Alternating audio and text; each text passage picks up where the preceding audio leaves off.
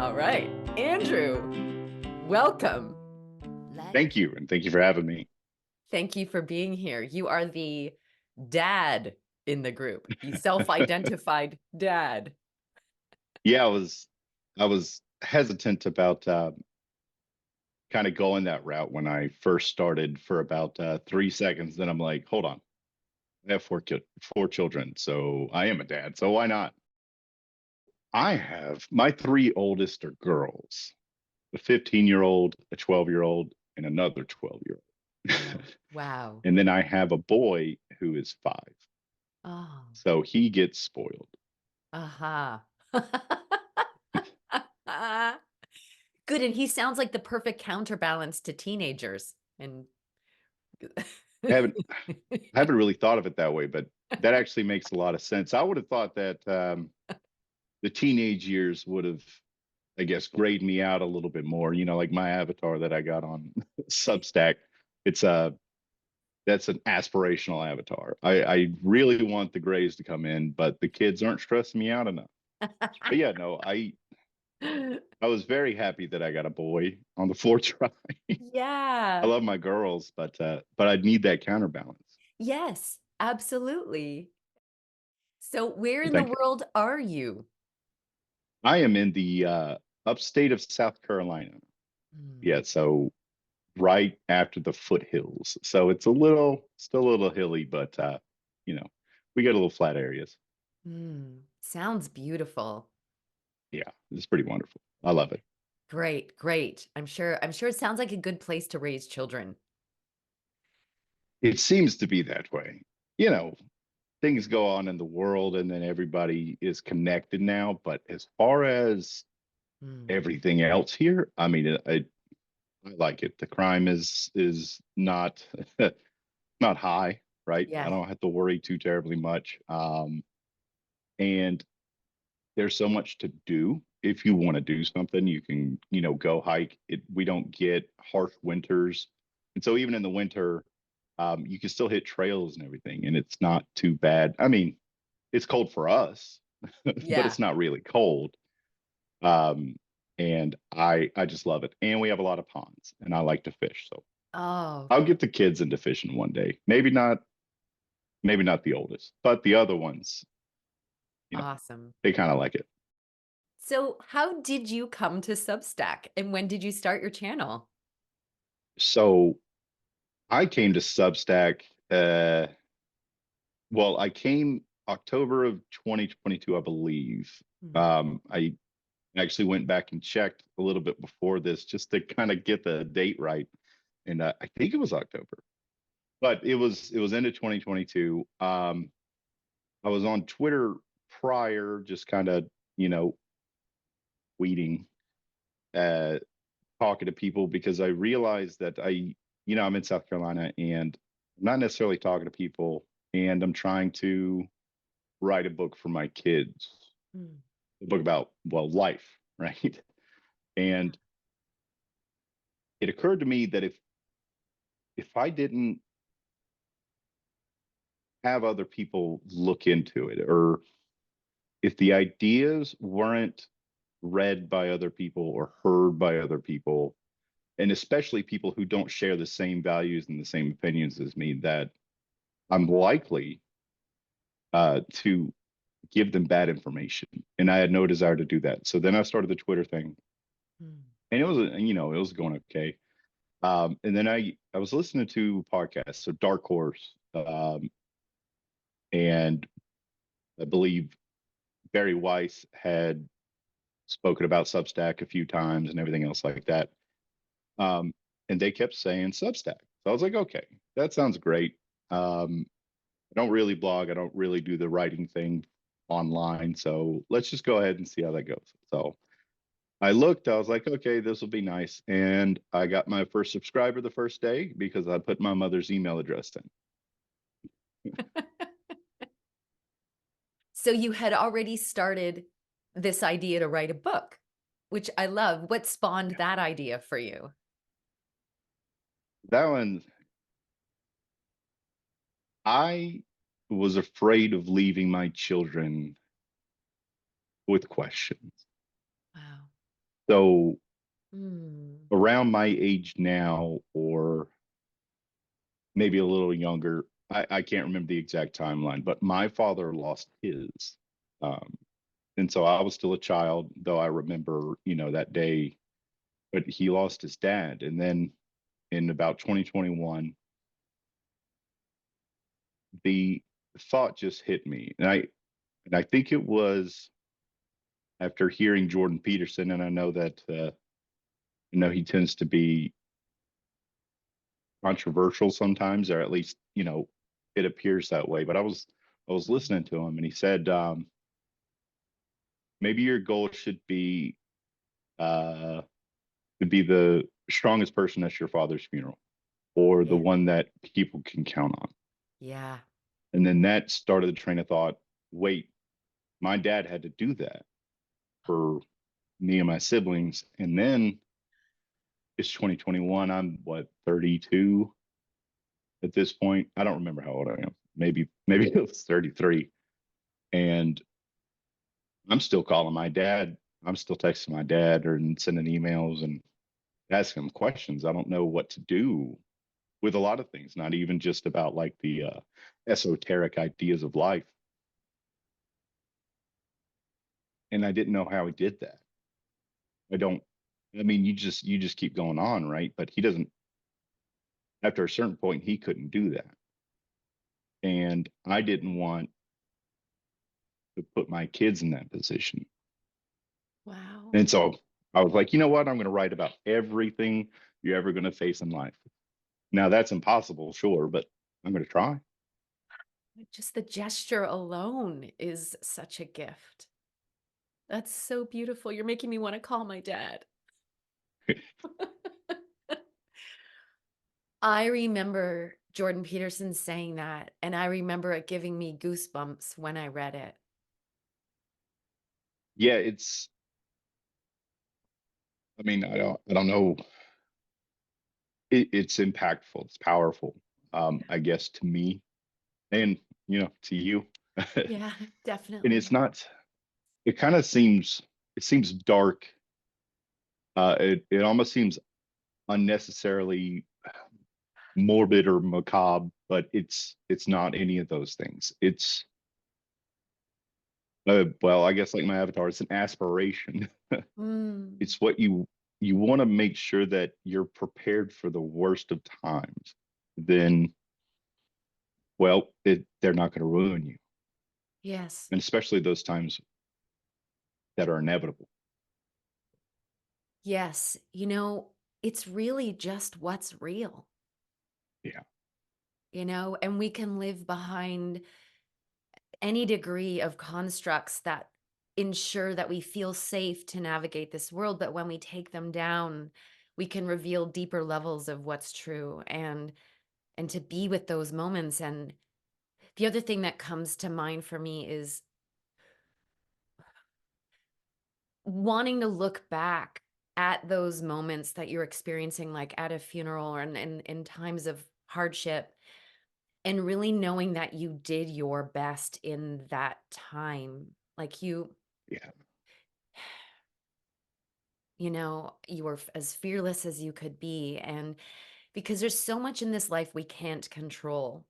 But if we're present in the moment as it's happening with what we have and with who we are now, then we've done our best. And to really have that assurance that you were present, it's it's one of the few things you can control. and the only way to be present, fully present, is to make sure that everything else that you had to take care of is there. You can't leave stuff on the table because you don't know when these things are going to happen. Yeah. So get done what you can get done. Don't push things until tomorrow. I mean, I'm still definitely learning all that. I'm still Yeah. definitely Yeah. trying to force myself to do those things, though I think I should probably listen to what things I've written down and just encourage myself instead of try to be a totalitarian to myself, authoritarian, I guess. Yeah. Yeah. Well, Yeah, but awareness is everything, really. Like our awareness is everything. So that's, if there was one word I would use, it's awareness around your work. You have a beautiful awareness of these ideals to work towards because you care. You care about the legacy you're leaving for your children. And really, I've had to think a lot about this world, and I used to be one of those people that was, we have to fix this thing, we have to change this thing, but it really is, Mhm. if we're the ingredients that make up the soup. So if we improve the ingredients, then the whole soup improves, Oh yeah, I love that. right? So it's if I make myself into the most pristine, integral, authentic, organic ingredient, then the quality of the whole world just changes. And that's again, conveniently all I can control anyway. So, No, that makes a lot of sense because what the key to a good society is what responsible citizens. It's the individual, and that's yes. one of the reasons why we have the idea that there is sovereignty in the individual and there's agency, but there's also responsibility. You have to live a certain way. If there's so much power in one person, in yourself, like improving yourself will improve those around you, and then it just kind of it spreads. Now that's assuming you're giving the right example, but you're 100% right. I mean, you improve the ingredients in the soup gets better, right? Yeah. I mean, Yeah, why? that's what I'm thinking.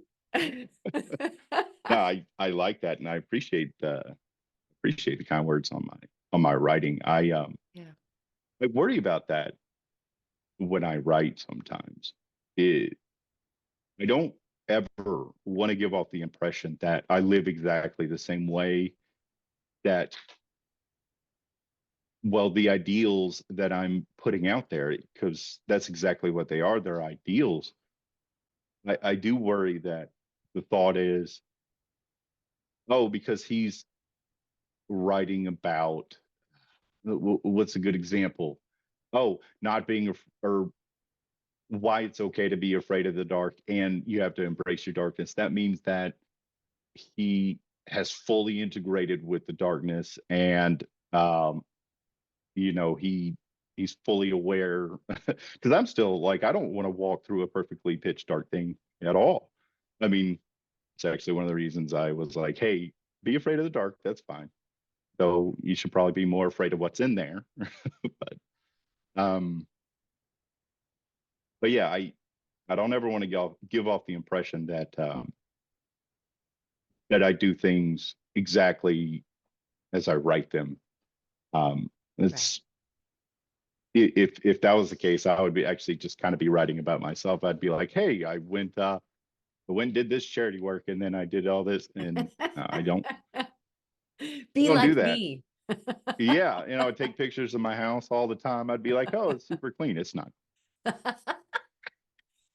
Yeah, because yeah, you do I'm not give scatterbrained. off that impression at all.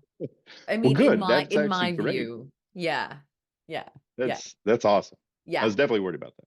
Good. Well, good. Let me assuage that for you. It's beautiful. I appreciate your contributions because, again, I think we are all in this game together, and I appreciate the conversation of what can I do instead of the conversation of the blame game and people playing the victim, and in black pill the world's going to shit, and I prefer the conversation with people who are looking for solutions and are willing to take that responsibility on themselves and do the work, and Yeah, that's to me, that's the level of the game I want to be operating on, and that's the company I want to keep.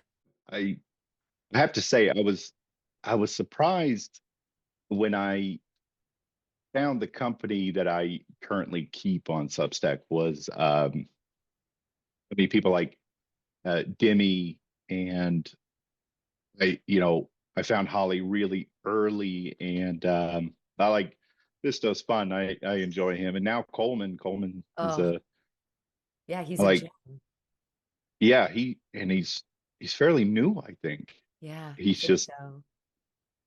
the way that he puts things. But anyways, I was I very know. surprised because I don't see any of them, well, like, going down, everything is garbage and we should give up. And if you go anywhere else on the internet, that's essentially where you are.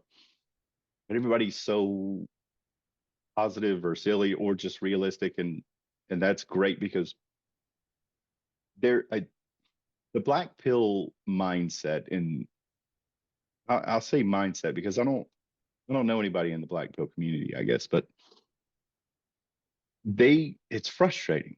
Don't don't tell my kids that the world's going to end in 5 years. Like, first off, no, it's not. If it does, it's, we can't do anything about it. That's entirely too short of a time. But don't take hope from my children or anybody else's kids. Yeah. You can't say, hey, the world's going to end or even in 20 years, because even then, what's the point of trying to do your best? What's the point of striving for your ideals? And we need we need as many people as possible to counter, because I feel like a lot of people are buying into it. And here's the thing, maybe it will end in 5 years. Like, it's not going to end for any of the reasons that are being put out. But at the same time, I mean, you really don't know. Yeah. And so why not do your best in the meantime?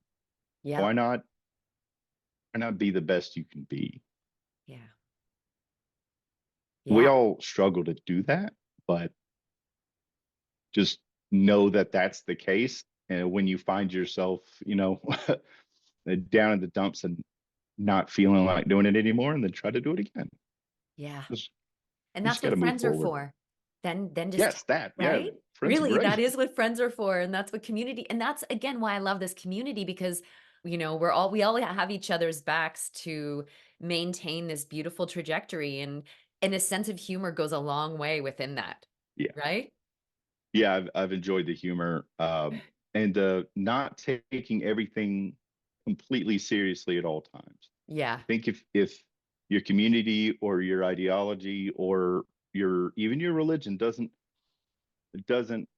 allow a bit of humor, a bit of levity, right? Yeah. Because I mean, life is tragic and it's Yeah. long, Yeah. And and so you're it's going to have a it's lot of the tragic portions of life. You yes. you have to be able to laugh sometimes. Yes. And one of the ways that I love, and I'm sure you do too, and I think you and I are similar this way. I love playing around with reframing things because Yes, yes, yes. it really is the way towards getting your alignment back so then you can have a really amazing day and take your life Hmm. forward in the direction you want to take it. And one of the ways that I've reframed a lot of what's going on around me is to think, I've lived almost 50 years of my life really blissfully and in a very safe, peaceful society. It's my turn to be experiencing some tumultuousness because other lives in the past, they haven't always had it so easy. And so it's my turn, and it's Hmm. it's a true test for using our spiritual technology and all the things we're capable, like, choosing how you see things. It's time now to implement all of those concepts and lessons for how to be a human who thrives in any kind of terrain. It's just time now to put that stuff into practice, and I'm up for it. That is an interesting way to reframe it. I've been preparing, and I've been offered the time that I've been offered to prepare. It's a lot more than most people get, and now I'm being tested. I mean, that's a great way to frame it. Hey, I get to go see if I'm up to it. Yeah. And you know what? I like a challenge. Yeah. So let's Yeah. go. Bring it. Let's do it. Let's do it. Love it. Yes. Why was your first piece your chosen first piece on Substack? My first piece was called Accountability. And it was just a few paragraphs, I think, maybe not even that. And it was kind of explaining why I started the Substack, but uh, from a different vantage point. It was explaining, hey, I want some accountability. And so if I have this public and some people have hit that subscribe button, then I'm going to feel a responsibility to put that out there. And if I'm like, hey, I'm going to put something out every week and then I don't, well, then I would not be keeping my word, right? There is accountability there. And I also told my mother that I was doing this, and I told my wife. Um, and I made them sign up by putting their emails in. And so if they didn't get the email, if they didn't get the notification, well, hey, how come you didn't put anything out this week? Yeah. And so it was almost like it, it basically just explained my idea of crowdsourced accountability. So, Yeah. using a potential audience to help me. But actually I have some things that I have published. That's the word. That I had actually written before Substack. So then I was like, wait, hold on. It might be these. So what confront your darkness and live is the title of the piece that's currently still published on my Substack. It has it's got four different pieces in it actually that I wrote prior, and that all kind of went together. Called "Face Your Darkness." You must look where you least want to, make decisions, and live anyways. And I got a list here, but for some reason I forgot how to count. But it's those four in one published piece. Um, and those were the first things that I wrote for the book for the kids. Mm. And the reason I started with that is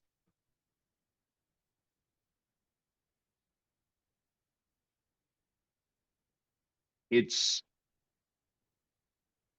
it's easy for me to slip into darkness. I guess thinking about uh, my father's funeral, I guess, and that quote from Jordan Peterson, right? And I was going that way, Mm. though I still had this idea for the book, and I couldn't figure out how to start it, or even just to kind of start writing it. But I didn't know why, and then I started writing, figured it out, right? Mm. And then I'm like, wait, hold on, I just confronted my darkness, Huh. and I could resume life. I was like, okay, well, that's probably a good title too, Ah. or at least a heading. So writing is really good for that, isn't it? This little excavation tool and a It's mirror. wonderful. Yeah. Yeah, Have you been a writer about your personal thoughts for your whole life? not not specifically that, not exactly. So I have written for as long as I can remember. Um, Not a whole bunch, but when things would get overwhelming, or I'd have some overwhelming emotions and I wasn't doing other self-destructive behaviors with them, right? If Yeah. the only thing I had was a pencil and a pad of paper. I mean, I wrote little short stories about when I was younger about like superheroes. When I got a little older and I found love letters, right? Mm. You're in class and they're talking about this person sending a love letter, that person in history. Hmm. Hmm. I was like, you know what? Maybe this would be a good way to get girls. But then I fell in love with them. I love love letters. I love writing them. I actually kind of don't care to read them, to be completely honest with you, but I love writing them. They're my favorite. I need to write the wife more. Oh, Um, yeah. but poems is kind of what that evolved into. But I really never showed them to anybody. Right. Um, Yeah. and I still have a good amount of them. Actually, I don't have the majority of them, but I have a decent amount. that I never take out of the box or read, but I just want them. I don't feel the need to. And then as I started writing, it felt right because I don't want to write. I try not to over polish, and that's not too difficult because I'm not the best at polish anyways. Mm, But I also don't want it to seem like some kind of academic paper or an essay that I would have given in school. yeah. And so I try to keep it conversational, which pretty much matches everything I've done my entire life. I haven't gone to class for writing or anything. I don't have a degree in it. I just kind of talk with the keyboard, and then if something sounds stupid, I hit backspace. So Yep. Nice. Great. What is your creative process? Do you have a schedule in mind for each week that you need to post a certain amount of times? How do you decide when and what you're posting? And I I get excited, mm, I guess would be the thing. I either get excited or I get anxious. So if there's something that came to mind and I'm like, oh, okay, so this makes sense. And even if I have written about it before, I'm gonna try to write about it in a different way. And you can tell I'm getting excited now because I really love these moments. I'm gonna write it down and um, look at it a little bit, and maybe save it for later, but probably just schedule it right then. Not necessarily to come out right as I finish typing it, but I'm probably going to schedule it a few days in advance. For the nervous side, it's almost been a week since the last time I put anything out. Oh, I better get something out. And then, but see, then that's a deadline. And that gets, so I feel like there's a sense of urgency there too. yeah. And I'm like, oh man, you know what? I should write about um, how to or how a sense of urgency could potentially help you get things done or something. I don't know. But the stress itself, the fear of not putting one thing out at least a week actually really does help get me moving. Mm, I should have a schedule. mm. And I tell my kids, that structure is good for them and they should embrace it, while I have a hard time with structure myself. I don't like fences. They're not my favorite. I don't like walls. I would rather be in an open field somewhere. Um, but but no, I so my schedule is I want to get at least one thing out a week. Um, but it actually is non-existent, I guess Got would be it. the best way to put it. Yeah, that makes sense to me. I feel as though I should be at least looking at it and interacting with the community as well. And then there's Yeah. a sense of, I don't know, it not necessarily letting people down when Mm, it comes to like being on notes or something like that. Because I mean, I try not to let any kind of social media or whatever kind of run any part of my schedule, but it kind of feels that way. And it kind of feels like I want to see what Coleman and Fisto and them are up to. yeah. see Yeah. see what they kind of stepped into today because they're funny. I enjoy them. I They're a lot of fun. know. They're like little TV show or something on this little Yeah, reality show. Well, and that's the thing. It's not just any social media. Not that I've done the other ones. I never did Twitter. I never did really any of the other ones, but there I can feel like they're humans we're interacting with. They're these it does feel that way. three-dimensional, Yeah. right? It's not just this two-dimensional text on a screen. They're people and we're really forging relationships, you Mhm. know, even though it's on this platform. That's what's so amazing about Substack to me, and why I'm doing this podcast. It's it's just so fun to kind of put the face and the voice to these real humans that we're interacting with in this community. So, yeah. Yeah, so when I saw that you had already interviewed Demi, I was like, oh, well, cool. I mean, and I know she got, videos other than that one, but Yeah. it was cool to see both of y'all sit down and chat, and it kind of felt, honestly, I would say y'all both seemed exactly like I thought you would reading what y'all Right. write. So it makes sense. And maybe that's the reason with Substack being both a long form content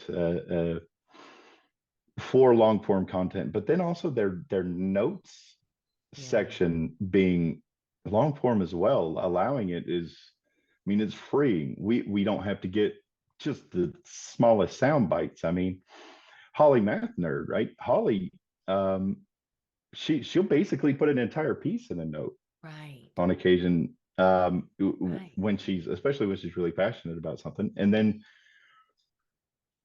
well, I guess it's a better way to get to know people. You don't put restrictions on how you can get to know people on Substack, and maybe that's what it is. Maybe. Yeah. It's pretty great. So I like it. Andrew, what have you learned about yourself from having your Substack? Well, we don't have to go into this one, right? If you I have a good learned. answer.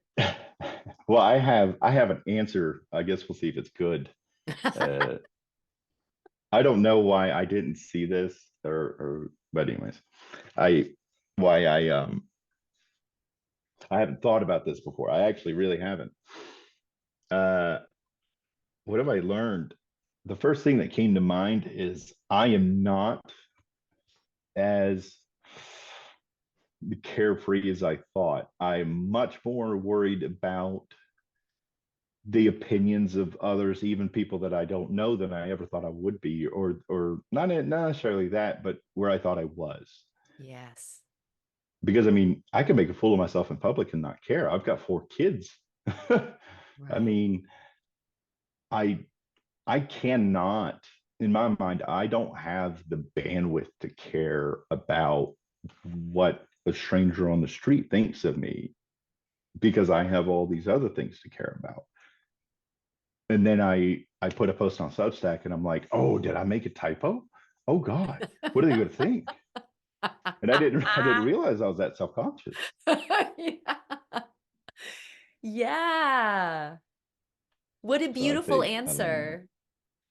answer. I'll just to share this with you. I feel like things are operating like a mirror, and if the name of the game is to heal our patterns and our wounds so that we're a whole human being, so that we're Mhm. functioning with this integrity in the world and radiating love. um Substack has operated for me in a way where I'm healing my 9-year-old self stuff. That it's challenging me to evolve that inner dialogue that was there from such a young age, you know? Yeah, I feel that on. Yeah, I feel that. That actually makes. I wasn't even thinking about that part of it either, because especially if it's a piece that you thought that you just assumed, or you felt really good about it, then all of a sudden there's no traction.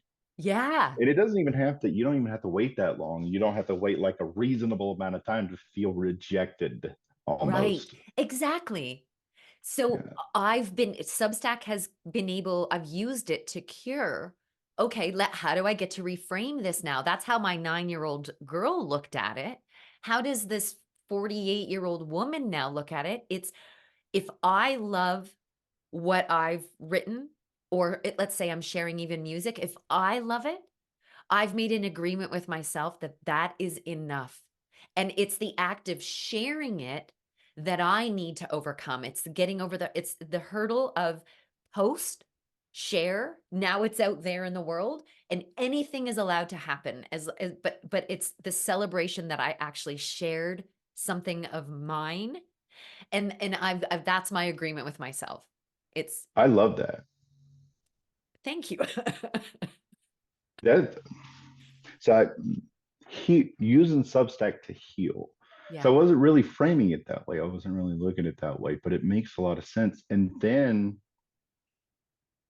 coming to terms with the piece before it's published Yeah, or whatever it is that you're putting out. exactly. Why My question for you would be, why wouldn't we be doing that? Like, it just makes sense. And I don't know why that's just not a thing that, well, maybe it's not something I thought about. Well, I Maybe we put too much value on what happens after. And I didn't even realize 100% that I did that, I think, because, well, I mean, I got three daughters. They're 12, and 15, right? And so I tell them, hey, you know, you don't need anybody to be your validation. You need to be who you are, and then which is a tricky thing because you also want them to improve, and so it's hard to explain that who you are doesn't necessarily mean who you're going to stay, right. but you need to be who you are. You need to be true to what you feel, what you believe, what you like, instead of seeking that external validation at all times, because if you could be who you are, you're going to get that external validation eventually. You're going to find those friends, you're going to find that group. It is going to take a while, but so does everything else that's worth it. Good friends take a while, but they Yeah. also stay a while. And so if you're true to yourself, I guess, as a creator in this art form, in whatever art form that you choose, which apparently you choose a whole lot of art forms. Yes, sir. um, I have one right now, but I honestly hope to expand that. But whatever art form that you choose to create it not for you, but as you, Mm. and not as who you're trying to portray. And then, yeah, it'll take you a little longer to get into to to get a following, a large number of people reading or looking at or listening to your stuff, but they'll stay. Yeah. They're not going to leave. They're not just following the zeitgeist. That's authenticity is such a Yes. paradox because it's scary because it's vulnerable, but it is the thing that's real and that is what people love. People fall in love with you when you are just authentic, but it's the hardest thing to just be authentic. And in the meantime, Yeah. we're searching for that love that we're not going to get. It's such an interesting art. I watch soft white underbelly videos and I don't know if you've ever watched them. I know you're busy as a father, but this man is interviewing these amazing people who have stories. Everyone has a story. And you can judge so easily when you see someone sitting on a stool and they look a certain way, and they've got all their wounds all over. But the 5 minutes into this interview, because this person is sharing who they are, I fall in love with them. They Is this they are the gentleman immediate. that does like that interviews like homeless people and goes into Yes, like Mark Laita. okay, now I'm Yeah. following. I Sorry mean, for cutting you off. it's just no, it's okay. It's just such a fascinating thing to observe how I observe my judgment of this Hmm. person, but then within 5 minutes of them telling their story, I love this person, Yeah. and so, I mean, it really, again, I think we're really learning that authenticity is a way for us to not only fall in love with ourselves, but it is so connective with other people. It allows other people to be authentic. Okay, let me ask you this next question. What is your favorite book or author? So this one changes like every 5 minutes, I think. It's my favorite book or author. I mean, Yeah, it's a big question. so I got turned on to like Russian literature, and I it's so hard for me to choose something that isn't Dostoevsky. Yeah, But that's a fair answer, though. I mean, really. Which one? Notes from the Underground? so that one's one that's that I can read over and over again, and it won't take all that long. But the one that I actually haven't been able to stop reading is Brothers Karamazov. Mm, And it's so long, but it's good. yeah. And the reason is because I miss I miss so much every time I read it, Ah, or rather, I see something new. So that I wanted to not choose that one because I understand that it's easy to say Dostoevsky because it's really hard to kind of take him off that throne, or at least top whatever writers. But I also haven't been able to get the book out of my mind, so maybe that's one of the reasons he's there. yeah. But I mean, if I were to go to someone else, I mean, let me try to think of somebody, because immediately I went to Solzhenitsyn, which is another Russian, so that was unfortunate. Maybe I'm not contemporary anti-Russian. writer. Say again. I'm not anti-Russian over here.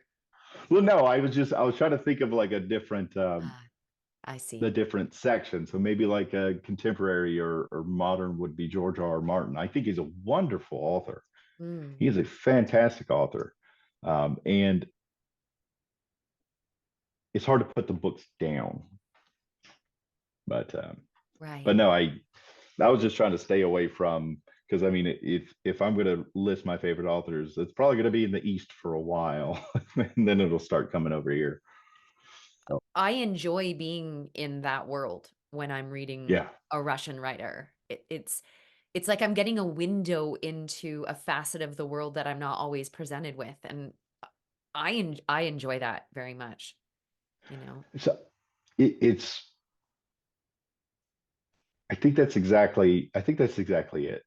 Beyond the writing skill of the Russian novelists, right? Because I Yeah, don't even know how they did it. Maybe they were really bored, but um, it's a part of the world that existed that I never really got to know about, and it's not at all as perhaps it was depicted when I was coming up. And actually, hold on one second. She yeah. will not Your stop. your puppy. Yeah, Yeah. yeah, do it. She's being good, but the whining thing. Let me go let her out. Sure, sure. Yeah, sorry about that. She was whining through a lot of it. No, no, no, no, not at all. Like, it's all good. Trust Awesome. me, it's all good. Nothing's perfect over here. We're Yeah, giving up on that. That is that that's actually another part of the uh oh my gosh, what is that? So the we were just talking about it before the books. What is it? The what you learned about yourself? self-conscious. Yeah, so the Yeah. self-conscious thing, and worrying about putting a piece out, and then what's going on after that. I was actually really worried about my presentation here, um Yeah. but at the same time I was like, you know what, maybe I should just kind of be me. So I was like, okay, and this is what I normally wear anyway, so I was like, Awesome. let's do it. It's the best, honestly. Like, It's freeing. it is so freeing, and it actually means you're moving forward. Like, I am so done with the roadblock of not doing something that I've had an idea to do because, well, the lighting might not be right, or my gear might not be perfect, or what if I have a zit that like I'm done with worrying about that perfection in presentation thing because it's being stopped from moving forward is worse than just showing up in how things are and doing it anyway. And that it's and then what's so amazing, Andrew, is starting the podcast. I've been doing some live streaming, having given even doing starting my Substack channel and doing the writing. Like nothing is Hmm. not giving a shit anymore about perfection has been not only gotten me out of my own way to act, Hmm. but the reward. of acting that's come my way is beyond what I expected. And so it's like the universe is saying, "Yes, keep coming this way." Like you're moving in the right direction. Don't care about any of that other stuff. Just do the work. Just keep sharing. Just keep expressing. You know, I wouldn't even be able to count how many times somebody has said, stop worrying about everything and just get started. And then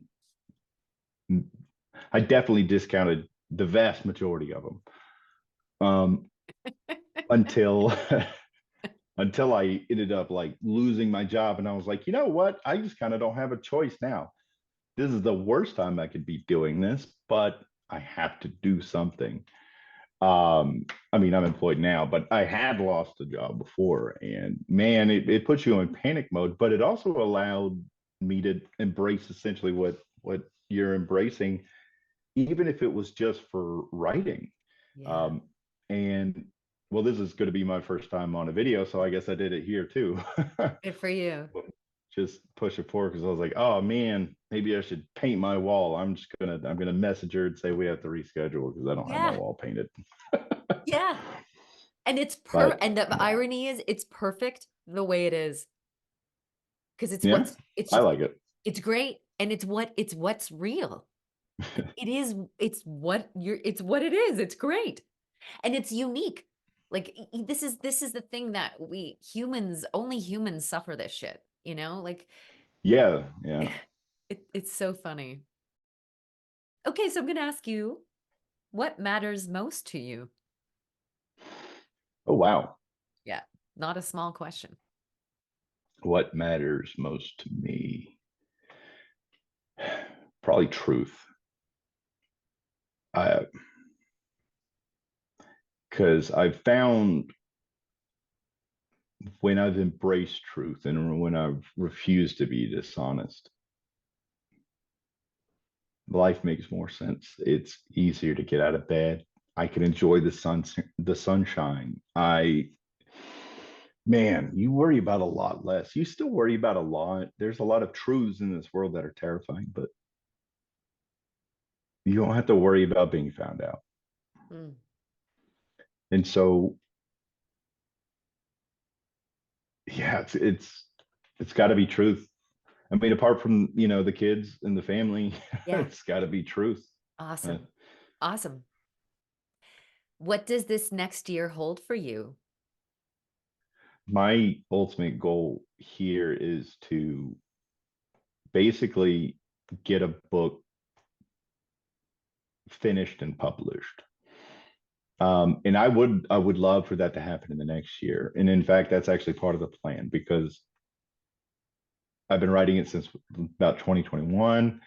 2023, I sent it into a publisher, but I also kind of hated what I sent in. And so I'm just redoing it using a lot of the stuff that I had before, but redoing it, adding some stuff in. And I would love to have it at least looked at by a publisher Awesome. in a year. And then also probably keep my job. I would like that too. But I also don't necessarily know what, well, obviously we all don't know what the next year holds, but I try to remind myself that I'm not going to be able to control it and to allow the year to come. I guess if that makes sense. Absolutely. It does. It does. Yeah, I mean, we're all being tested to put our focus where we want to be putting our focus, you know? Yeah, And it's never been easier to be distracted away from that. But, you that's a know, good point.